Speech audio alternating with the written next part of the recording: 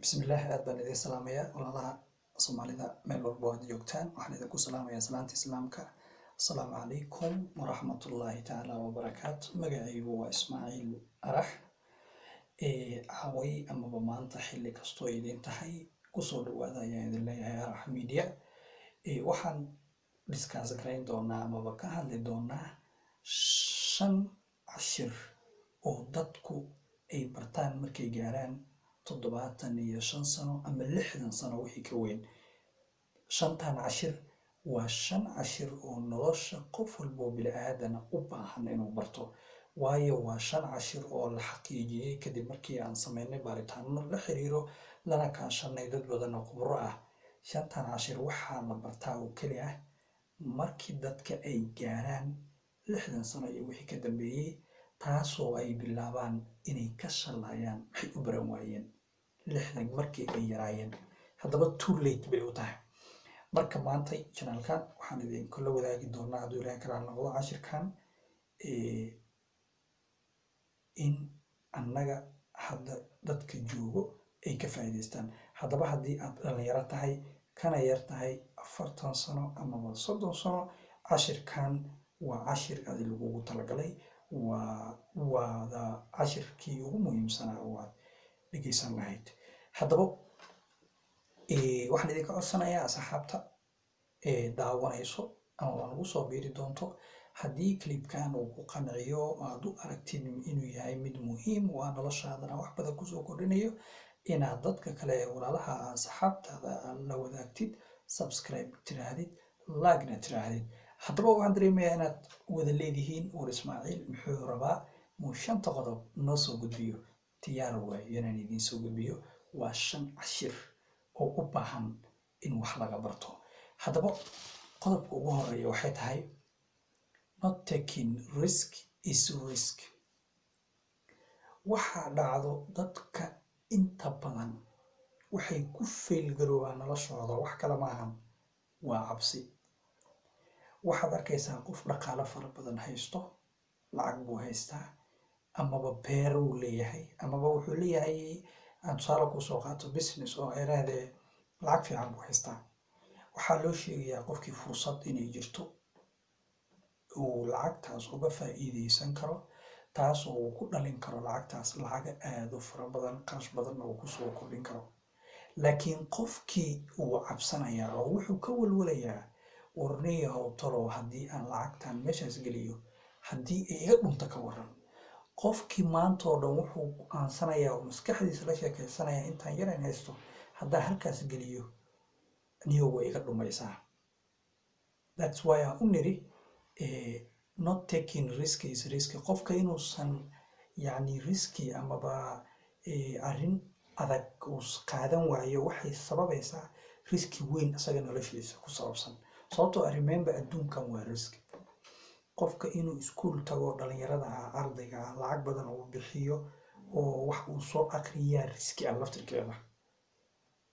sababtoo ah qofkii lacag uu bixiyey waqti badan uu soo geliyey, buug buu qaatay, qalin buu qaatay, waa riski oo waxaaba laga yaabaa hataa inuu ku dhaco xaqiiqatan markaan ka hadlayno.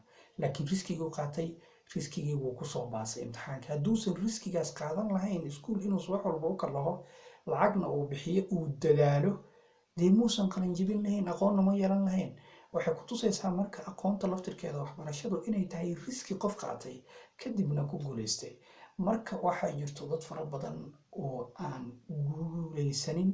waxa ka ugu wacan inay guuldaraystaanna waa cabsi iyo fulinimo ku jirto. haddaba ogow, cabsidu waa furaha guuldarrada. qofba qofku ka fulaysan yahay wuu ka guuldaraystaa. waayo cabsida aad qabtid ee nolosha ku aadan ee mustaqbalka ku aadan waa furaha guuldarrada. marka qodobkan wuxuu ka hadlayaa inaadan marnababa cabsanin.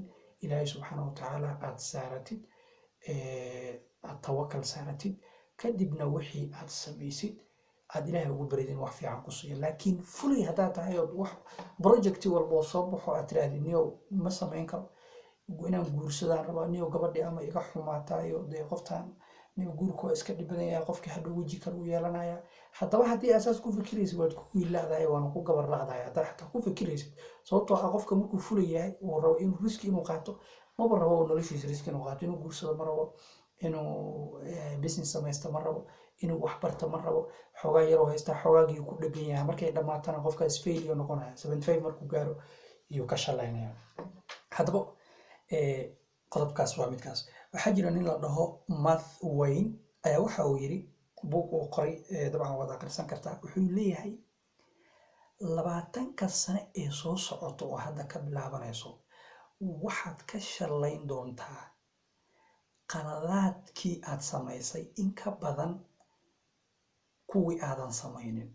ayraahday kuwii aad qaladaadkii aad gelin iyo yacni riskigii aad qaadan weyday ayaa waxaad ka shalaynaysaa in ka badan qaladaadkii yaraa aad samaysay, which means qaladaadkii aad soo samaysay iyo misteegyadii aad samaysay hadda kamaba shalaynaysid, ee waxaad ka shalaynaysaa warto maxaan 30 sano ka hor barnaamijkaas u samayn waaye, maxaan waxaas u samayn waaye. marka wuxuu nagu dhiirigelinayaa qoraagan, waa qoraa Amerikaana, in qofka bini'aadanka uu wax isku dayo, uu wax sameeyo, uu riski qaato. riskigaasna of course labadu way ka soo baxaysaa, laakiin nolosha dhan baa riski ah. xaqiiqatan nolosha dhan waa riski taker haddaadan ahayn waxba ma noqonaysid. haddaba qodobka labaad aan gudbaynaa, complaint solves no problem. haddaba arrintan waa arrin waaqici ah, waa arrin jirto, dadka dhan baan ku haysataa.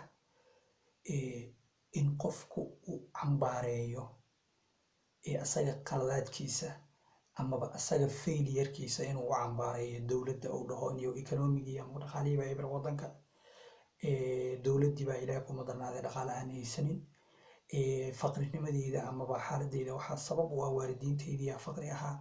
waxaa arrintan sabab u ah wuxuu bixinayaa qofka failure markuu yahay malaayiin excuse ah buu bixinayaa, taasoo marka dambana keenaysa natiijo ah qofka inuu waxba soo kordhinin. wixii dhacay waxba ma ka bedeli kartid. dowladda haddii xaaladeeda ay adag tahay oo economic problem uu jiro waxba kama bedeli kartid. waalidiinta hadday faqri ahaadeen waxba kama bedeli kartid. laakiin waxaa jirto waxaad adiga bedeli kartid. haddaba waxaad aad bedeli kartid waa waxa awoodaada ku sababsan ee ah sideed bal mustaqbal fiican ugu noolaan kartaa, sideed hadda maxaa agtaada yaallo ka faa'iideysan kartaa, resourceda hadda ku ag yaallo inaad ka faa'iideysatid. dadka positive-ka ah ee ilaahay kuma darnaadee maskaxdooda ay fiican tahay aad ka faa'iideysatid, kuwa aqoonta leh aad ka faa'iideysatid oo aad wax akhrisatid, inaad tahay qof bugaag akhristay, inaad tahay qof problem xallin karo, problemo la xaliyey 50 sano ka hor, taasoo laga hela bugaagta. sababtoo bugaagta waxaa laga helaa problemyo la xaliyey 500 sano bay ku tusayaan sida loo xaliyo. qodobka kale ee saddexaad waa qodobka ugu muhiimsan nolosheena, waana inaan fahanno, waana qodob diini ah. qodobkan waxay tahay, wuxuu ku leeyahay the first assignment of any human being is to know why he was born. imtixaanka ugu horeeya ee qof walbo bini aadan ah ee uu leeyahay la rabo inuu ogaado waxay tahay sababta uu dhashay. maxaad u dhalatay adiga? why were you born? xaqiiqatan sababtaad u dhalatay adduunkan lagu keenay iskama kaa keenin. adduunkan quruxda badan, cirkan xidigaha quruxda badan ee lagu talagalay, dhulkan weyne ka badan, reason sabab baa jirto. sababta ugu weyna waxay tahay ilaahi subxaana watacaala inaad caabudid. kadib ilaahi subxaana watacaala markaad caabudid oo ilaahay inaad baratid asaga, iyo ilaahi subxaana watacaala markaad baratid waa inaad baratid adiga taalantigaada iyo wuxuu ilaahay ku siiyey. dadku isku mid maahan. qof walba ilaahi subxaana watacaala wax buu awood buu siiyey, qof walbana meel buu ku xun yahay. ma dhici karta marka inaad meel walba ugu fiicantay. marka waxaa lagaa rabaa inaad ogaatid maadooyinka adiga aad ku fiican tahay, waxyaabahaad adduunka kusoo kordhin kartid, meelaha ay ku jiraan adiga dadka waxaad ku faa'iideyn karto yaa meeshaan lagaa rabaa. iyo inaad ilaahi subxaana watacaala garatid, cilmina aad baratid, oo aad ogaatid purpose-ka amaba noloshaadaba waxa loo abuuray. haddaba qodobka afraad, qodobkan waa muhiim asagana. qodobkan maxaan u leeyahay muhiim waaye? qodobkan waa muhiim sababtoo ah qodobkan being honesty with yourself, it's very important.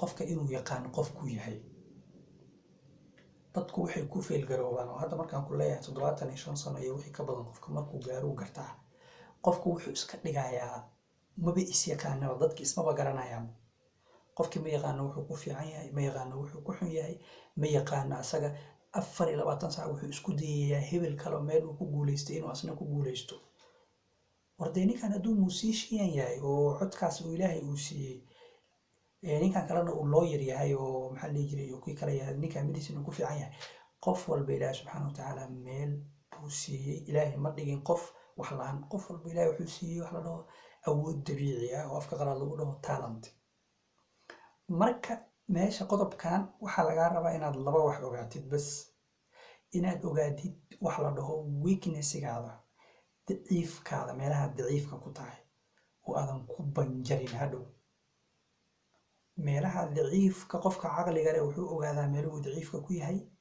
meelaha strengthiga amaba awoodda dabiiciga ilaahay uu siiyey kadib weaknessigiisii amaba awood daradiisii meelihii daciifka ahaa buu wuxuu u bedelaa awooddiisii dabiiciga ahayd ayaan sheegnay aan ku niri afka qalaad strength so waxaa laga rabaa marka meeshaan markaan ku leeyahay being honest with yourself inaad ogaatid qofkaa tahay waxaad ku fiican tahay samee wixii aadan ku fiicnayna isku day inaad ilaahay kuma darnaaday improve garaysid dadkana ha isku dayin oo dadka ha dhihin hebelba saasuu sameeyey anigana saasaan sameynayaa wax iska kaa galay ma jirto labadiina laba qof aad kala tihiin laba mar baa la idin kala abuuray laba waqtiyaad kala dhimanaysaan wax laba magacabaad kala leedihiin bini aadan aad wada tihiin laakiin risqiini iyo professionka iyo adduunka xilliga laydinkugu talagal inaad joogtaan iyo waxaad tihiinba waa wax different waa ma isku dhowo marka qaladaadka dadka ay sameeyaan waxaa ka mid ah inay qof iska dhigdhigaan ay dhahaan hebelba saasuu sameeyey hebel saanuu sameeyey laakiin adiga waxyaabo kala jira ilaahay uu ku siiyey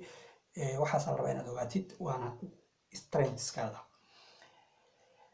last but not the least haddaba qodobka ugu dambeeyo success is not in the future waana arrin weyn maalinkan dhalanay waxaan ugula bilaabay qofka farxadiisa iyo mustaqbalkiisa bariu mustaqbalka dadkii xatiyin wadanka qof walba oo dhalinyaro waxaa laleeyahay mustaqbalkii dalkaadiga waa farxad markaasi ku xinaysa haddaba problemka jira waxay tahay oo weliba proofena wax la xaqiijiya qofka markuu yar yahay wuxuu ku fikiraa markuu weynaado inuu wax uu barto inuu farxi doono oo guul gaari doono qofka haddana markuu weynaado wuxuu ku fikiraa inuu guul amaba farxad gaaro markuu reer yeesho qofkii markuu reer yeeshay buu haddana wuxuu ku fikiraa talow markaad ilmo dhashid baad farxi doontaa ilmo markuu dhalay buu haddana wuxuu ku fikirayaa maadaama ilmo macaan ilmo aan arkayo oo ninkii lexla jecla galaysada ilmaha dee lexla jeclo ilaahay biniaadanka ku abuura waa inaan shaqada badiyo si ilmahanan ku koriyo weli farxadii lama gaarin qofku wuxuu ka fikirayaa haddana markii ilmihii la koriyey baa laleeyahay oo ilmihii ha weynaadeen ilmihii markay weynaadeen baa laleeyahay sideen wuxuu ku fikirayaa siduu ugu raadin lahaa college ama jaamacad fiican si ay wax u bartaan weli farxadii way dhiman tahay wuxuu ku fikirayaa markay wax bartaan kadib in ilaahay kuma darnaadee farxad imaanayso markii ilmihii iskuulkii ay dhameeyeen oo lacag fiican heleen oo familkii uu iska fiicnaada qoyskii dee waad garanaysaa bilaadan baahidiisa ma dhamaatee buu wuxuu haddana ku fikirayaa inuu noqdo ninka ugu taajirsan adduunka amaba inanta ugu taajirsan caalamka markuu gaaro 75 sano baa wuxuu ogaanayaa wax dhiman inaysan lahayn madaxu gacanta saaranaya ilaa haddana ma farxin muhiimadda marka waxay tahay qodobka ugu dambeeyaan ka hadlayno farxadaada iyo noloshaada inaad ku raaxaysatid kuma xirno inaad weynaatid kuma xirno inaad iskuul jaamacad dhigtid kuma xirno inaad guursatid kuma xirno ilmo inaad dhashid kuma xirno ilmahaas inaad korisid kuma xirno inaad ilmahaasi jaamacad ka bixisid oo wax ka wixisid kuma xirno inaad noqotid maalqabeenka ugu weyn ee farxadaada waxay ku xiran tahay raaligelinta ilaahay subxaanahu watacaala farxadaada markaa dheero adi unbaa iska dheereynayo ilaahay subxaanahu watacaala haddaad raaligelisid oo wadadii ilaahay subxaanahu watacaala uu ku yidhi mar aad martid farxad waa haysataa marka essensiga ama muhiimadda ugu dambeeya qodobka waxay tahay hataa lagaa rabaa inaad faraxdid right now, inaad faraxsanaatid. farxad ku dhiman ma jirto, wax future la dhaho ma jirto. conceptigaas inaad fahantid muhiim waayo. wax mustaqbalka soo socdo, qofka mustaqbalka ma ogin wixii anaga soo socdo, inaad caawini ma doontid ma ogid. biniaadanku waxaa loo sheegaa in qof walba salaada markuu tukanayo uu tukada salaadiisii ugu dambeysa camal. haba ku xisaabtamin future, faraxsano noloshaadaad haysataa. okay asxaabta, aadban idin intaasaan kusoo gabagabeynayaa. aan samiri ku sameeyo intaana ka bixin. kow, inaad riski aadan ka baqin weligaa noloshaada, riski inaadan ka baqin. labo, inaadan cambaaraynin ama cabasho been ah. waxaad qaban kartid qabo, weligaa qof biniaadana ama dowlad ha ku eedeynin adiga failyaaraada. saddex, in nolosha adduunka waxaad u joogtidba ay tahay ilaahay subxana watacaala inaad raaligelisid qofkaa tahay inaad ogaatid. afar, inaad ogaatid naftaada waxay ku fiican tahay iyo waxaysan ku fiicnayn oo aad dadka iska dhigdhigin. shan, in wax farxadda aysan ku xirnayn mustaqbalka ee ay tahay hadda. aad baan idin salaamaya asxaabta meel kastoo joogtaan. haddii videogan aad ka heshay amaba aad jeclaatay, waxaan kaa codsanayaa in asxaabtaada aad gaarsiisid, like-na aad tiraahdid, subscribe-na aad tiraahdid, weliba notification ka aad furatid si hadhow aan kugu soo dhaco videoyaha aan soo wadno hadduu ilaahay kala noqdo. aad baan idin salaamayaa. maalinka iyo habeenka wax kastoo idiin tahay ha idin wacnaato insha allah. asalaamu calaykum waraxmatullah.